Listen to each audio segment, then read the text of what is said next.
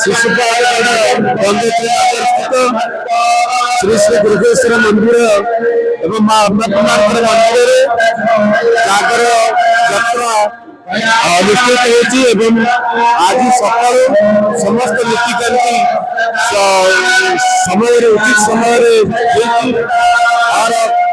ପ୍ରମୁଖ ମନ୍ଦିରର ମୁଖ୍ୟ ପ୍ରମୁଖ ଅଛି ରବୀନ୍ଦ୍ର ପାତ୍ରଙ୍କ ନେତୃତ୍ୱରେ ଆଜି ଏବେ ମହାଦୀପ ଉଠିବା ପାଇଁ ଯାଉଛି। ଶହ ସଂଖ୍ୟାରେ ହଜାର ହଜାର ସଂଖ୍ୟାରେ ଭକ୍ତମାନେ ଯୋଗଦାନ କରୁଛନ୍ତି।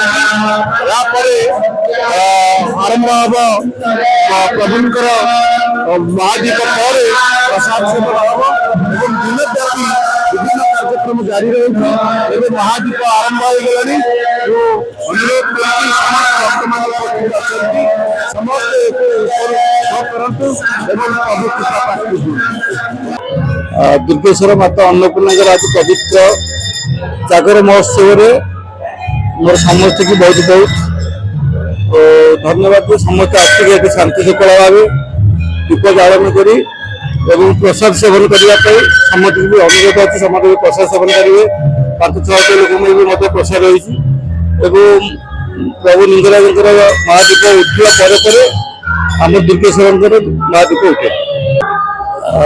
ତ ଆମ ଦୁର୍ଗେଶ୍ୱର କଲୋନୀର ସବୁ ଭାଇମାନେ ତାଙ୍କ ସହାୟତା ଓ ତାଙ୍କର ସାହାଯ୍ୟରେ ଆଜି ଏତେ ବଡ଼ ପ୍ରୋଗ୍ରାମଟା ଭଲ ଭଲ ଶାନ୍ତିପୂର୍ଣ୍ଣ ଭାବରେ ସମାପ୍ତ ହୋଇଛି। ମୋ ନାଁ ମାନସ କୁମାର ରଥ, ମୁଁ ଏଇ ଦୁର୍ଗେଶ୍ୱର କଲୋନୀର ସେକ୍ରେଟାରୀ ଅଛି। ଆଜି ଏଇ ଯେଉଁ ମନ୍ଦିରରେ ଏତେ ବଡ଼ ମନ୍ଦିରର ଜାଗର ମହାଜାଗର ଉପସ୍ଥିତ ପ୍ରାୟ ସକାଳୁ 10,000 ଲୋକ ଏଠି ଥିଲେ। ବର୍ତ୍ତମାନ ସୁଦ୍ଧା ଆପଣ ଦେଖିପାରିବେ ପ୍ରାୟ 6-7 ହଜାର ଲୋକ ଅଛନ୍ତି। ସମସ୍ତେ ଶାନ୍ତି ଶୃଙ୍ଖଳାର ସହକାରେ ଦୀପଦାନ କଲେ। ଦୀପଦାନ କରି ଏବେ ଆମର ଏଠି ପ୍ରସାଦ ବ୍ୟବସ୍ଥା କରାଯାଇଛି। ପ୍ରାୟ 6,000 ଲୋକଙ୍କର ପ୍ରସାଦ ବ୍ୟବସ୍ଥା କରାଯାଇଛି। ସମସ୍ତେ ଯାଇକି ପ୍ରସାଦ ପାଇବେ। ଏ ମନ୍ଦିର ଆଜିକୁ 4 ବର୍ଷ ହେଲାଣି। 2022ରେ ଏହାର ପ୍ରତିଷ୍ଠା ହେଲା। ତାର 10 ବର୍ଷ ପୂର୍ବରୁ ଭାଇ ଆମର ମାନେ ପ୍ରତିଷ୍ଠାତା ମୁଖ୍ୟ ପ୍ରତିଷ୍ଠା ରବୀନ୍ଦ୍ର କୁମାର ପାତ୍ର ସେ ତାର ପରିକଳ୍ପନା କରିଥିଲେ। ତାଙ୍କରି ପ୍ରଚେଷ୍ଟାରେ ଏତେ ବଡ଼ ମନ୍ଦିରଟା ହେଇଛି। ଯଦି ଆପଣ ଦେଖିବେ ଭୁବନେଶ୍ୱରରେ ଏତେ ବଡ଼ ମନ୍ଦିର, ଏତେ କାରୁକାର୍ଯ୍ୟ, ଏତେ ସୁନ୍ଦର ଲାଇଟ୍ ଫୁଲ କୋଉଠି ହୋଇନଥିବ।